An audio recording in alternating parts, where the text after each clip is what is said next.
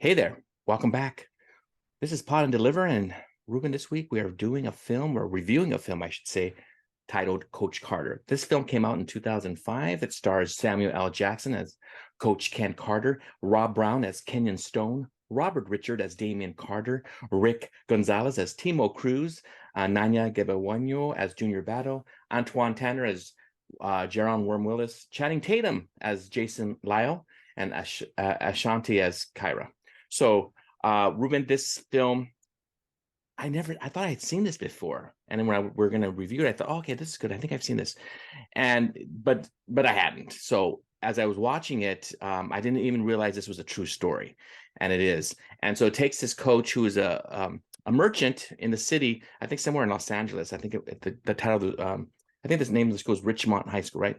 And this high school needs a new coach, and he comes in as a merchant, and he knows the school. He played at the school, Richmond, and he coaches these young men, and they're like a lot of the movies that we see, Ruben. These kids are need discipline. They need some organization, and he's that person, and he helps them, and throughout the film you see that basketball is important, but he's really looking at their lives beyond basketball when they get to college, and trying to push that, encourage that. He hasn't signed this contract, and this contract basically is an agreement saying, hey, I'm going to go ahead and get a 2.3 GPA. I'm going to be at practice on time. I'm going to sit in the front of the class. And so, and he signs it, and then the parents have to agree to it.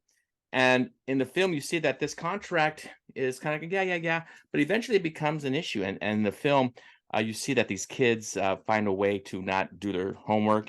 And one thing that this school is known for is that this coach said, hey, we're not going to play until these kids get these grades up.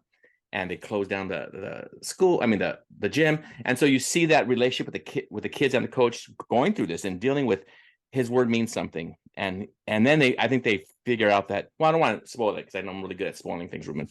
But the reality is that they grow as a team, they grow as a coach. And I really like the acting. I really enjoyed the film. Samuel Jackson did a great job.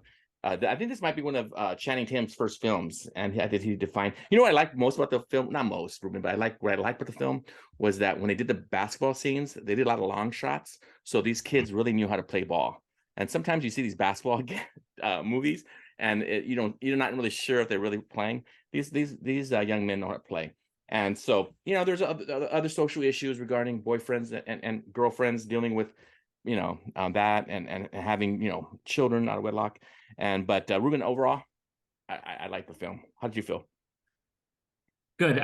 That also jumped out at me too. You could tell these actors could ball, they could hoop, and I think it did add to the excitement of the film.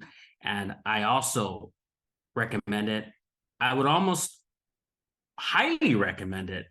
I'm not sure if it's at the level of a Hoosiers, but it's not a great knock on it. As I was reflecting on this movie, I think, what is keeping it from being a superior film in terms of coaching and teaching, like a Stand and Deliver? Or I'm not saying you entirely agree with me, because I think you have other elites at that I wouldn't put up there, but I look at Hoosiers, Stand and Deliver, and a couple of other ones. I wouldn't put it at that level, and I think the reason is the secondary performances were not as well written as the Samuel Jackson character, where we're not talking about it it's not in that conversation, but it's still very good, worth watching. The power of Samuel L. Jackson cannot be denied once again. And I do want to say, before I forget, I don't think it was in the LA area. I don't think this is set in LA. I think this is in the Bay Area that he coached, Coach Carter. Do want to say too, Samuel L. Jackson said that he chose the role because he agrees with the philosophy of education first.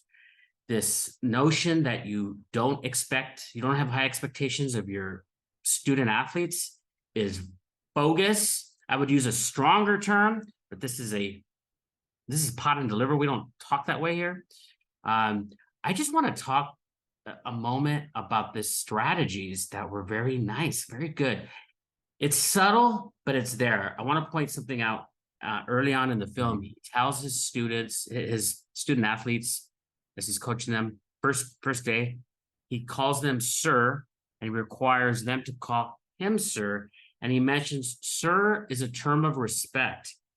You will have my respect until you abuse it." And I like that philosophy of, you all are sirs. You all have A's on the first day, and don't lose it. You've earned it. First day, it's that idea of, we are here. It's your decision if you want to be brought low, if you want to abuse that position. I like that. It's a good philosophy. I was watching him and thinking about this. There's a moment where coach gives a lesson in basketball. He knows his stuff. So he has a great philosophy. You mentioned that he locked the gym and forfeited basketball games until they brought their GPAs up. He was consistent, but he also knows his stuff. He knows his hoops, right? He can teach them. And he does a lesson at one point about the girls in his life. He says the women in his life have taught him about basketball, and he goes through the girlfriends, his sister, and he connects it to lessons. I thought about this through the years, and I don't know if I've ever brought this up on this channel, but when you get your teaching credential, they teach you how to be a teacher. But the one thing they can't teach you is a sense of humor and charisma. And this coach has that. How do you teach that to an incoming teacher? Can you teach that? No. Right? Don't you see that this guy has an inherent charisma? Now, you can learn how to coach or to teach, but I don't know if you can teach that. And that's where some people just sort of go above and reach higher pinnacles than others. And that's part of his strategy, but he just has it. Yeah, I think you're talking that's kind of like a macro of his teaching style. Even that example you shared, Ruben, regarding the women's names, I think that's a micro lesson too, because he said, "Hey, I know he did that on purpose, meaning I'm going to give these names to these girls and their characteristics, their personalities for this play. So when they do the plays, the kids are remembering the stories that connect to the play, and that's such a good strategy when you teach kids. Have a little story to the lesson. I think that was great. It's a great strategy. For sure. Like, you have a connector, right, to that, to the lesson. Students remember it for sure. So that's a good idea. I also reflect, though, don't you agree, that the fact that he's so funny and so charismatic, that's an advantage that he has. Oh yeah. I also like that he tells them on the first game to run. Like, he has a strategy and he embeds it into that game, into the philosophy of that particular game, and maybe the season, and they do it. And they're able to be successful because he has that strategy, and they're locked in and they believe in it. And boy, is it successful. I appreciate the idea of, this is what we're doing. This is what I've taught you. We're gonna lock in that system. I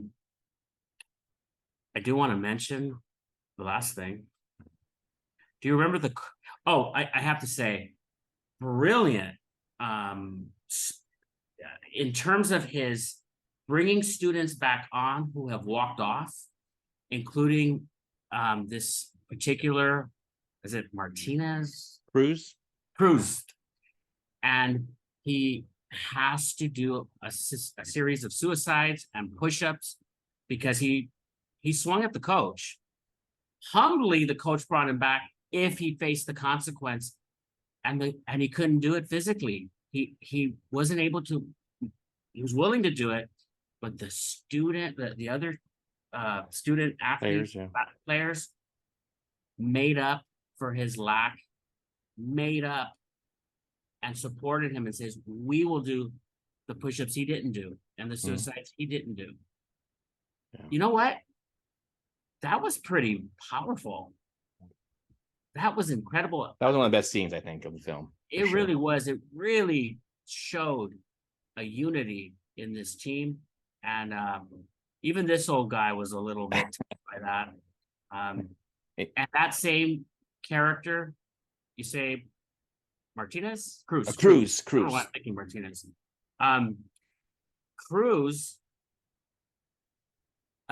mentions the quote. Do you remember this quote, Jacob? Our deepest fear is not that we are inadequate. Our deepest fear is that we are powerful beyond measure. It is our light, not our darkness, that most frightens us. Do you remember that? I do. Where's that from? You know who said it? I'm going to guess, but I'm going to guess wrong. You're Is gonna it guess JFK? wrong. You're gonna JFK? guess wrong. Yeah, you guessed wrong. Marianne Williamson. Marianne Williamson. I don't know She who that was the is. presidential candidate. Well, I'm telling you, she was the presidential candidate for the Democratic Party, and she has kind of a reputation for being very, I don't know. You would use the word touchy-feely, I guess. You like that word? Soft. I don't know. Hey, Sweet.